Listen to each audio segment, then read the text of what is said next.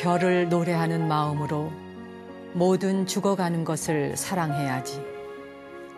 그리고 나한테 주어진 길을 걸어가야겠다. 오늘 밤에도 별이 바람에 스치운다. 안녕하세요. 정목입니다. 별을 노래하는 마음이란 어떤 마음일까요? 민족 시인 윤동주 선생의 서시의 한 대목을 읽어봤습니다. 언젠가 시인의 친구가 윤동주 시인은 누군가를 헐뜯는 모습을 본 적이 없다라고 회고하는 글을 읽은 적이 있습니다. 누군가를 헐뜯을 마음을 멈춘 상태, 그것은 이미 한 경지를 터득한 것 아닐까요? 나무 아래 앉아서 오늘은 고통의 끝이라고 하는 음악으로 12월을 열어드립니다.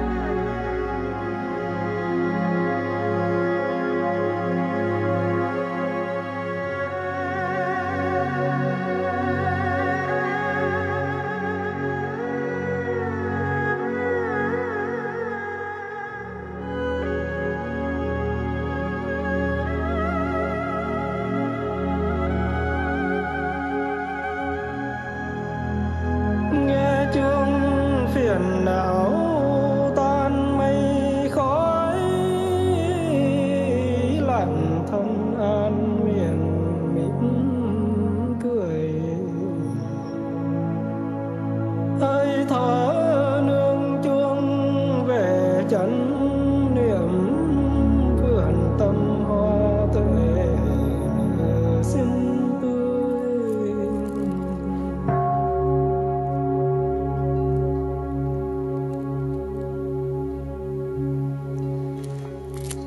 제가 인도 갔을 때 구입했었던 나마스테라고 하는 음반에서 오늘 첫 곡을 골라봤습니다. 12월을 시작하는 첫 곡으로 어울리지 않나요? 고통의 끝이라고 하는 음악인데요. 고통은 정말 어디에서 끝이 나는 걸까요? 과거와 미래를 오고 갈 때에는 결코 고통은 끝나지 않을 거예요. 우리의 생각이 과거를 헤매고 있거나 오지 않은 미래를 걱정하고 있다면 그 마음자리가 그대로 고통이겠죠. 지금 이 순간, 지금 여기에 머무는 그 찰나가 아니고는 우린 고통을 멈추지는 못할 겁니다. 재미있는 얘기 하나 해드릴까요? 저도 오래전에 네티즌들에게 들은 이야기인데요. 요즘에 지옥의 옥졸들이 고민이 굉장히 많대요. 특히 그중에서도 화탕지옥 옥졸들이 더욱더 고민이 많고 직장도 잘릴 지경이라 그래요. 이유인즉슨 요즘 이제 화탕지옥에 들어오는 사람들이 뭐 어지간히 끓는 물에 집어넣어도 또 웬만한 불구덩이 속에 넣어도 뜨겁다는 말을 안 한대요. 오히려 어우 시원하다라고 한답니다. 그리고 또 사람이 죽어서 이제 염라대왕 앞에 가면 일단은 명부전에서 이제 신상 명세서를 통해 이제 신원 확인을 하는데 이 신상 명세서에 있는 그 사진 모습과 이 실제 이 사람의 모습이 같지 않아서 구별을 하지 못해서 아주 곤란하답니다. 성형수술을 많이 한 것을 이제 빗대는 이야기죠. 그래서 이 사람이 지옥을 보내야 할 사람인지 이게 극락을 보내야 할 사람인지 구별이 되지 않아서 아주 난감하다. 이런 얘기를 하던데요. 참으로 재치 있고 유머 있는 이야기입니다만 그 속에 또 우리의 현실을 담고 있는 말이기도 하죠. BTN을 시청하고 계시는 그리고 나무 아래 앉아서 여러분들이 화탕지옥이든 무슨 지옥이든 지옥에서 다 벗어나셔서 평안하시기를 기원하는 마음입니다. 엘비스 프레슬리의 음악 준비해봤습니다. Anything that's part of you.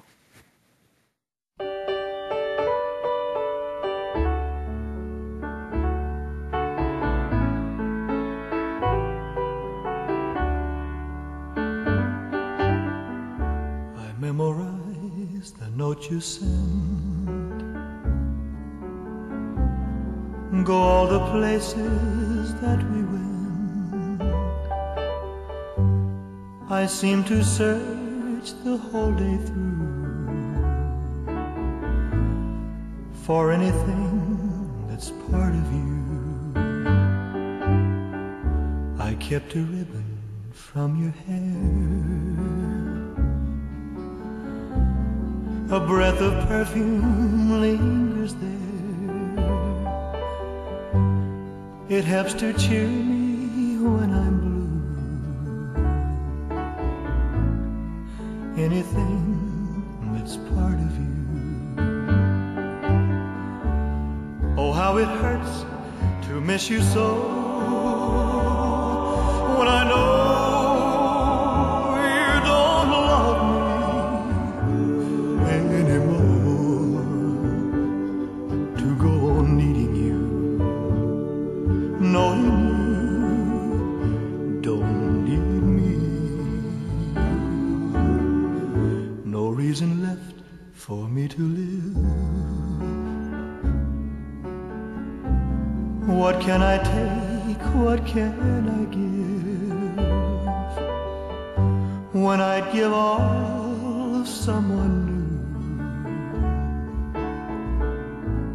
for anything that's part of you.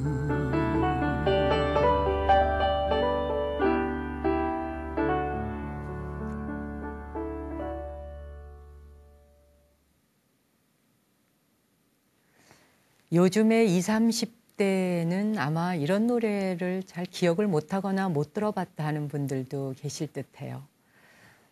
옛날에는 그 차중락 씨가 이걸 낙엽 따라 가버린 사랑이라고 번안되어져서 불려지던 노래이죠. 낙엽 따라 가버린 사랑이라. 당신 마음이 내 곁에서 떠났다는 사실을 알고 있음에도 불구하고 나는 여전히 당신을 그리워하고 있네요. 이미 떠난 거죠. 그걸 생각하니 내가 이젠 살 의미가 없습니다. 뭐 이런 노랫말이던데요. 정말 사랑하는 사람이 떠나고 나면은 살 의미가 없는 걸까요? 혹시 시청하시는 여러분들 중에도 그런 분 계신가요? 만약에 말이에요. 사랑하는 사람이 내 곁을 떠나서 살 의미가 없다고 생각하신다면 출가를 해보시면 어떨까요? 바로 이 백척간두의 진일보라고 살고 싶지 않은 절박한 상황일 때 한 걸음 내디디는 것도 정진이거든요. 출가를 해서 참으로 고통으로부터 벗어나는 길로 나아가 보는 것, 대자유를 향해 나아가 보는 것, 그건 어떨까요? 저한테 막 들리는 것 같아요. 아유, 출가는 못한다고요. 바람 속에 오늘은 신간서적 하나를 담아왔습니다. 책 읽어드리는 이 시간 기다린다 하는 분들이 참 많더군요. 오늘은 그 아버지가 딸에게 들려준 이야기라고 정신세계사에서 펴낸 신간서적인데 박영신 교수의 책에 아주 따뜻한 글들이 많이 있더라고요. 오늘부터 몇 편을 소개해 드릴까 싶은데 3년 전에 돌아가신 그 아버지를 떠올리니 아버지가 살아생전에 딸에게 이런저런 옛 이야기처럼 또 삶의 지혜의 이야기들을 두런두런 들려주었던 그 이야기가 인생을 살아오면서 학교나 사회에서 배웠던 것보다 그 아버지를 통해서 배웠던 그 교육이 훨씬 컸다 하는 그런 이야기들이 아주 잔잔한 감동으로 담겨 있는 그런 책입니다. 세상의 모든 아버지들, 사실 자식을 향한 마음에 사랑하지 않는 부모님은 없을 거예요. 그 깊은 사랑을 가지고 있음에도 불구하고 대부분의 아버지들이 그 사랑한다라든지 이런 표현하는 걸 참 서툴고 또 잘 못하지요. 그렇지만 그런 말을 잘 못하고 서툴다고 해서 자식을 향한 깊은 사랑이 없는 건 아닙니다. 세상의 모든 아버지들 다 얼마나 열심히 살고 있는지 이제 12월 막바지에 서서 세상 아버지들을 떠올려 보는 그런 시간을 가지고 싶네요. 오늘 그 책 중에서 10년 뒤의 사과나무를 읽어드리겠습니다.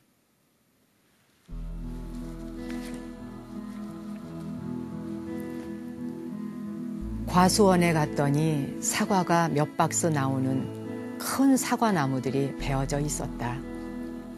깜짝 놀라서 아버지, 저렇게 싱싱한 사과나무들을 왜 베어요? 그랬더니 덤덤하게 지금 이 나무들의 수확이 좋지만 10년 뒤에는 노목이 된다. 그래서 지금부터 사과밭의 일부를 매년 어린 묘목으로 바꾸어 가고 있어. 네? 어린 묘목은 지금 당장 사과가 안 열리잖아요. 너무 손해가 크잖아요. 지금은 어린 묘목이지만 10년 뒤에는 수확이 좋은 사과나무가 될 거야. 그렇게 해야 계속 살아있는 과수원이 될 수 있지. 그때 아버지 연세 80대였다. 아버지께서는 10년 뒤에 과수원을 준비하고 계셨다. 참 이상한 일이다. 시간이 지나면 잊혀져야 하는데 이 대화는 오히려 시간이 지날수록 잊혀지지 않고 나이가 들수록 새록새록 마음속에 선명히 떠올랐다. 삶을 어떤 시각에서 바라보고 행동해야 할 것인가. 80세에도 마음속에 은퇴가 존재하지 않았던 아버지. 나는 60이 되기 전에 은퇴 뒤를 준비해야 할 것 같은 조급한 마음인데 10년 뒤 과수원을 꿈꾸며 사과 열리는 큰 나무를 베고 어린 묘목을 심던 백발성성했던 80대의 아버지.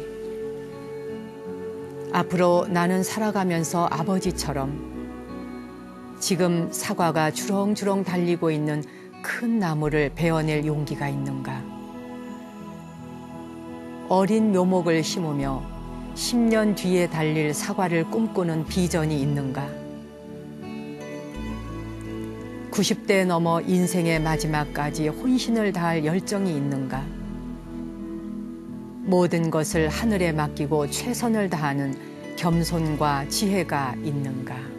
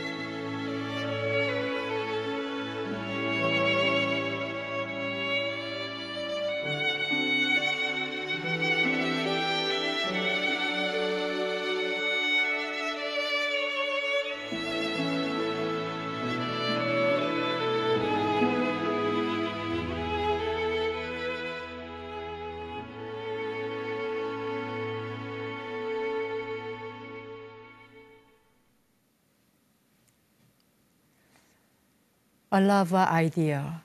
이 음악이 하도 좋아서 얼마나 아름다워요. 그래서 제가 음악에 취해가지고 영화를 봤죠. 브루클린으로 가는 마지막 비상구. 50년대에 미국 사회에 아주 암울했던 그 암울한 시절에 몸부림을 치면서 살아나 보려고 하던 그 주인공이 떠오릅니다. 그러나 브루클린으로 가는 마지막 비상구를 찾지 못한 채 막을 내린 그런 영화인데요. 이 음악을 듣다 보니까 제가 오래전에 그 뉴욕에 갔을 적에 뉴욕 그 맨하탄시에서 브루클린 시를 이어주는 다리가 있습니다. 근데 여기에는 그 다리에 얽힌 일화가 있더라고요. 그 다리 공사를 하는 존 레블링이라고 하는 사람이 다리 공사 이제 전문가였는데 그 아들 워싱턴하고 두 사람이 바로 100여 년 전, 1883년이던가 그러니까 굉장히 오래전이죠. 지금도 사실 다리 공사라는 건 그렇게 쉬운 일이 아닌 걸로 알고 있어요. 근데 100여 년 전에 이 다리 공사를 한다고 하는 건 더 까다롭고 힘든 공사였을 거라고 그렇게 생각이 됩니다. 근데 이 존 레블링이라는 사람이 그 브루클린 시를 이어주는 다리 공사를 하다가 사고로 사망을 하게 됩니다. 근데 이제 그 다리 공사를 하는 기술을 아들밖에 모르는데 이제 그 워싱턴이라는 그 아들이 이 공사를 마저 이어가요.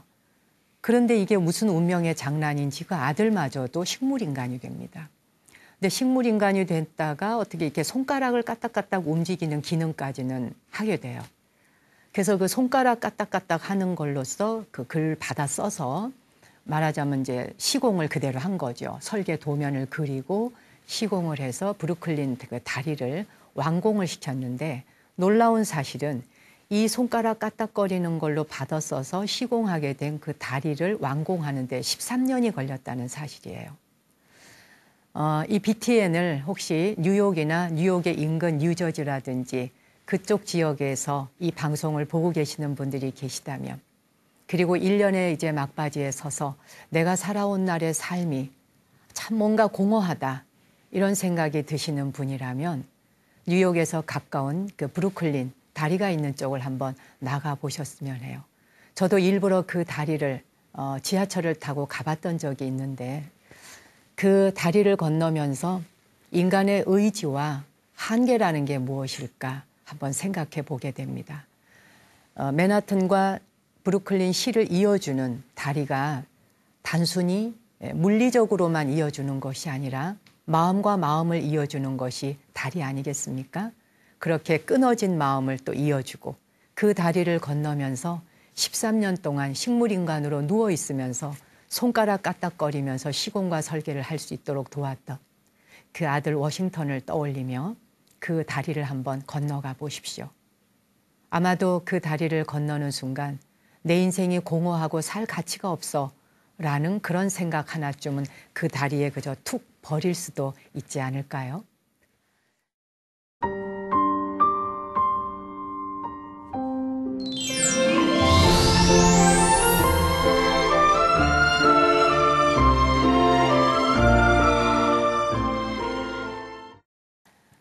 나무 아래 앉아서를 시청하시는 시청자 여러분께서 소감을 지금도 많이 보내주고 계시는데 여러분 근데 전부 다 시인이거나 다 소설가세요? 이 댓글 쓰시는 솜씨들이 비록 짧은 글이지만 보통 솜씨가 아니더라고요. 글을 보면서 제가 입가에 미소를 짓는 거 혹시 보이시나요? 오늘도 시청 소감 몇 분 소개하겠습니다. 김연주님께서 스님의 말씀과 음악에 흠뻑 빠져 있다 보면 시간이 훌쩍 갑니다. 좋은 사람과 함께 있으면 시간이 빨리 가는 것처럼 스님과 함께 나무 아래 쉬는 시간 늘 아쉽기만 합니다. 지난번에 힐링 캠프에서 들었었는데 아픈 어린이 돕기 운동 작은 사랑에 동참하고 싶습니다. 어떻게 해야 하는 겁니까? 해를 마감하면서 저도 뜻깊은 일 한 가지 하고 싶네요. 라는 아주 좋은 글을 올려주셨네요. 그래요. 12월 8일 둘째 주 일요일에 작은 사랑 아픈 어린이 돕기 제가 성금 전달 행사가 있습니다. 제가 있는 절 성북구 삼선동 정각사로 오시면 되겠는데요. 혹시 참석을 못 하시는 경우도 있잖아요. 동참을 원하신다면 전화번호 한번 일러드릴게요. 지역번호 02-742-1231 742-1231 정각사로 직접 문의해 주시면 좋겠습니다. 12월 8일에 정각사에서 성금 전달과 함께 또 우리나라의 그 아카펠라 그룹인 솔리스트가 나와서 아름다운 멋진 음악으로 한 해를 마무리해 줄 겁니다. 종교 관계 없고요. 누구나 오실 수 있습니다. 그냥 가벼운 마음으로 참석해 보시죠. 그리고 이수선님, 나무 아래 앉아서와 같이 아름다운 시간 같이 하고 있음에 깊은 감사드려요. 들으면 들을수록 더욱 가슴에 와닿습니다. 그러셨고요. 이현정님이 스님이 책 읽어주시는 시간이 너무 좋네요. 지혜로운 말씀 많이 들려주세요. 조정옥님, 여러 가지 일들이 일어나니 가슴도 답답하고 눈물이 나는데 스님을 보니까 편안해졌습니다. 그러셨고요. 시청 소감 앞으로도 많이 보내주시기 바랍니다.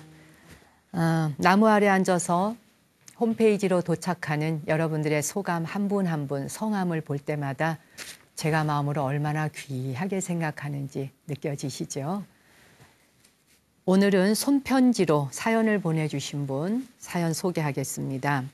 사천에서 강수정님의 편지인데요. 사천은 경남이잖아요. 차를 타고 5시간 넘게 걸리죠, 아마 경남 사천이. 먼 거리를 달려온 편지 소개해드리겠습니다.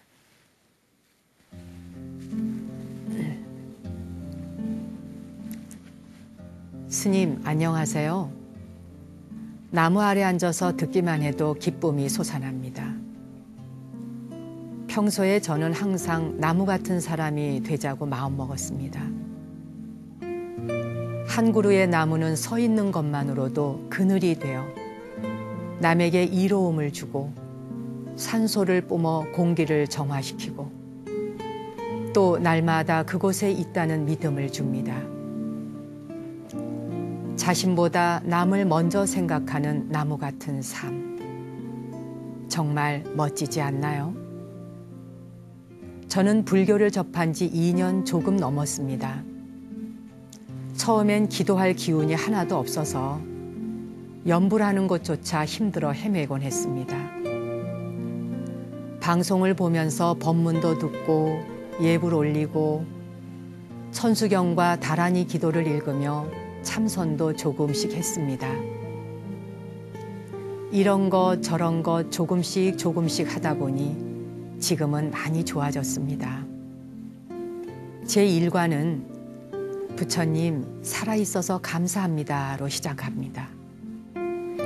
한 걸음 한 걸음 옮길 때마다 마음으로 감사합니다라고 합니다. 설거지하면서도 감사합니다. 밥 먹을 때도 이 음식이 오기까지 수고를 끼친 모든 분들께 감사합니다. 산책을 나가면 공기에게도 감사하고 음악을 들으면서 귀가 있음에 감사합니다. 하루 종일 감사 속에서 살다 보니 몸은 건강해지고 마음은 평화로워졌습니다. 어떨 땐 기쁨에 가득 차서 가만히 있어도 저절로 입가에 미소가 맴돌아 혼자서 웃습니다. 스님, 이 기쁨은 어디서 솟아나오는지 알 수가 없습니다. 과거엔 행복이 저만치 있다고 생각했는데 요즘은 순간순간 매일매일 행복이라는 단어와 한 식구가 된 것 같아요. 마음 공부하면서 저는 행복한 경험을 했습니다. 공이라고 하는 단어의 뜻을 이해했을 때, 중도의 삶을 조금 실천해 보았을 때, 상대를 있는 그대로 멈추고 상대가 화를 냈을 때 반응하지 않기에 성공했을 때 정말 행복했습니다. 저는 몸도 가을을 맞아 갱년기입니다. 어쩌면 쓸쓸할지 모르는 이 가을이 스님 덕분에 충만해졌습니다. 감사합니다. 전화 한번 해주실 수 있다면 영광이겠습니다. 하시면서 전화번호까지 담아주셨네요. 와, 우리 강수정님 사연을 읽다 보니까 진짜 뿌듯하고 가슴이 든든해집니다. 마음 공부를 이 정도 수준으로 하고 계시다면 뭐 이제 인생에 더 바랄 게 없는 거죠. 대단하십니다. 전화해 주기를 바라신다고요? 전화 한번 걸어볼까요? 뚜뚜뚜뚜뚜뚜 따르릉. 강수정님이세요? 안녕하세요. 나무 아래 앉아서 정목입니다. 편지 사연 감사드리고요. 마음 공부 열심히 하고 계시는 정말 그 마음에 합장합니다. 제가요 멋진 음악 한 곡 선물할게요. 정태춘 씨와 박은옥 씨의 노래로 띄워드리겠습니다. 사랑하는 이에게.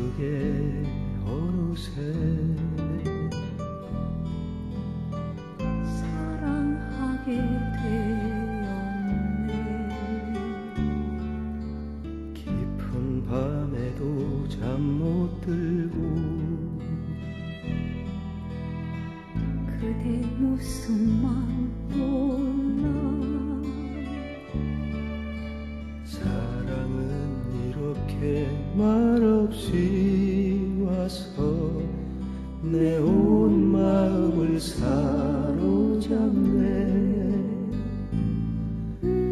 달빛 밝은 밤이면 그리움도 깊어. 어이 홀로 세울까. 견디기 힘든 이 밤 그대 오소서 이 밤길로. 달빛 아래 고요히 떨리는 내 손을 잡아주오. 내 더운 가슴 안아주오.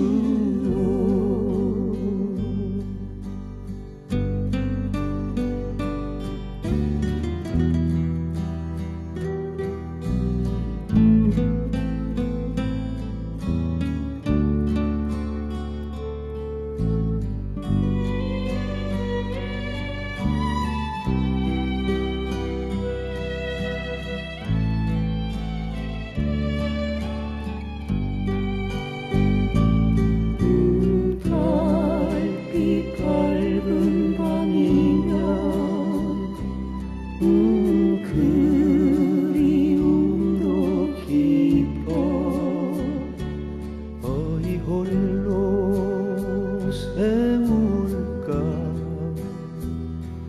견디기 힘든 이 밤 그대 오소서 이 밤길로.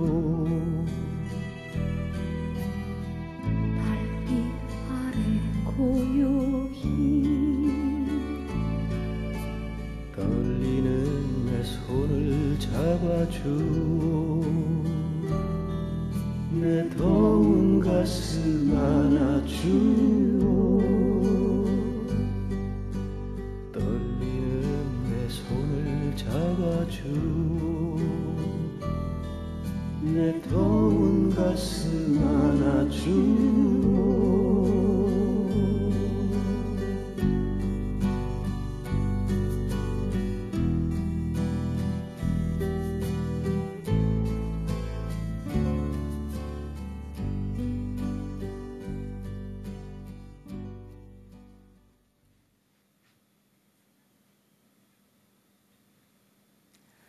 사랑은 이렇게 말없이 다가와서 내 온 마음을 사로잡는다.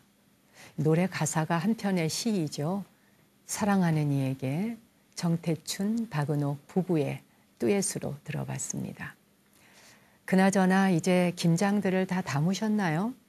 각 가정에서는 보니까 우리는 보통 김장 담는다 이러면 뭐 한 300포기, 뭐 500포기, 또 많게는 몇천 포기를 담아야 김장이라고 생각하는데요. 일반 그 가정에서는 보니까 뭐 배추 한 2포기 갖다 놓고 김장 담는다 그래서 저는 사실 깜짝 놀랐어요. 배추 2포기를 가지고 김장 담는다고 말할 수 있나? 이건 그냥 김치 담그는 거 아닌가?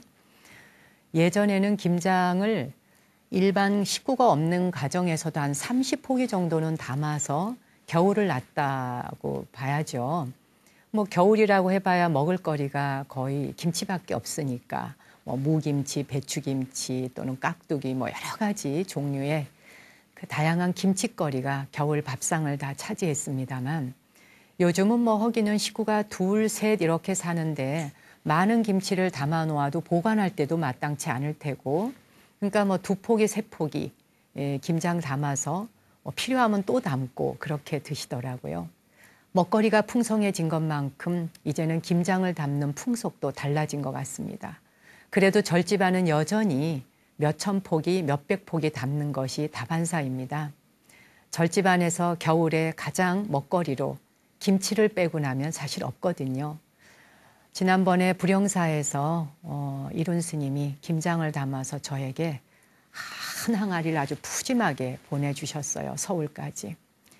산중절에서 스님들이 직접 선방에서 공부하시는 성객 스님들이 수행정진하시다가 농사를 지은 그 배추와 그 고추로 아무것도 넣지 않은 그냥 배추 그리고 뭐 고춧가루 그리고 소금 요게 다죠. 뭐 절에선 젓갈을 넣는 게 아니니까요. 거기에는 그 배추의 향도 그대로 남아 있고요. 또 이 배추가 땅에서 자라면서 그 배추가 품고 있는 땅의 기운이랄까 공기의 기운이랄까 그런 것을 담백하게 그대로 다 느낄 수가 있거든요. 김장김치 얘기하다 보니까 갑자기 김장김치하고 밥을 먹고 싶어지네요. 여러분도 그렇지 않나요? 그 김치가 뭐 유산균이 많아서 건강을 지켜준다고 하니까 한국인들의 건강 지킴이 김치 많이 드시고 부디 모두가 건강하셨으면 좋겠습니다. 뭐 소식을 듣자 하니까 올 겨울은 중국에서 오는 스모그 현상 때문에 안개가 희뿌옇게 많이 낀다 그래요. 화가들의 눈으로 보자면 마치 저 멀리 그냥 수묵화를 그린 것처럼 멋지게 보이는데 이게 미세한 현미경으로 보면 중금속을 몰고 오는 그런 스모그 현상 때문에 공기가 좋지 않다고 하니까 겨울나기도 쉽지는 않겠습니다만 이렇게 우리끼리만 잘하고 산다고 되는 일도 아니에요. 그렇죠? 그래서 요즘 한국 기업에서는 중국에 가서 많이 그 나무를 심는 작업을 하고 있다 그래요. 특히 그 실크로드 넘어서 그쪽 그 빈 지역들, 산에 참 나무가 없는 지역들 그런 곳에 한 그루 나무 심는 모습을 보면서 네 나라다 내 나라다 내 땅이다 네 땅이다 구별할 것 없이 이제는 나무 한 그루가 보내주는 산소가 서로 국경을 넘나들면서 모든 사람들이 다 함께 공유하는 것이니 그걸 소중하게 생각하지 않을 수 없죠. 이제 나무들도 잎사귀를 다 떨구어 가고 나목의 모습으로 서 있는 겨울입니다. 나무에 그 나목으로 서 있는 멋진 성자 같은 모습 보면서 우리도 그렇게 이 겨울 춥다고만 움츠릴 일이 아니라 더 깊이 정진하는 마음으로 내면이 깊어졌으면 합니다. 뭐 이야기 조금 하다가 보니까 벌써 또 마칠 시간이 다 됐나요? 내 마음의 성소, 이 시간도 기다리는 분 많이 계시죠? 오늘은 내 마음의 성소 발언문을 올리는 이 시간 42장경 중에서 한 부분을 뽑아봤습니다. 부처님께서 인간의 몸을 받아서 태어났지만 사람이 하기 어려운 20가지 일이 있다고 말씀하신 일이 있습니다. 42장경에 나오는 20가지 하기 어려운 일 발언문 공양 올리겠습니다.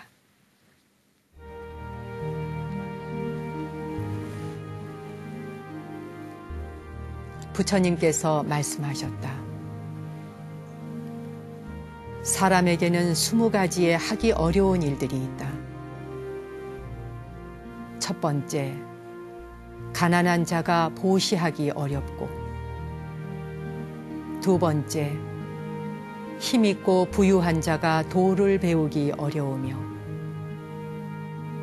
세 번째, 목숨을 버리고 확실하게 죽기 어렵다. 네 번째, 오직 소수의 복받은 사람들만이 올바른 진리의 경전을 만날 수 있으며. 다섯 번째, 붓다가 세상에 계실 때 태어나기 어렵고. 여섯 번째, 성적인 욕망을 극복하고 욕심을 참기 어렵다. 일곱 번째, 좋은 것을 보고 탐내지 않기 어렵고. 여덟 번째, 모욕을 당하고 화내지 않기 어려우며. 아홉 번째, 권력을 가진 사람이 남을 억누르지 않기 어렵다. 열 번째, 이를 만나서 순수한 마음을 갖기 어렵고.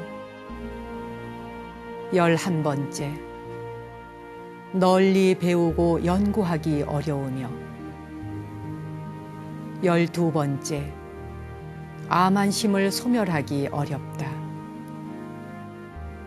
13번째, 배우지 못한 사람을 멸시하지 않기 어렵고.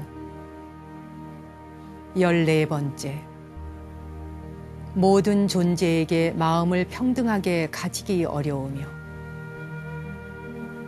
15번째, 타인에 대하여 옳고 그름을 말하지 않기 어렵다. 16번째, 바른 길 인도하는 진정한 스승을 만나기 어렵고.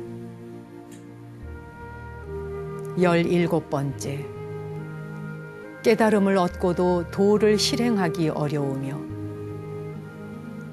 18번째, 다양한 업을 가진 사람들을 다 제도하기 어렵다.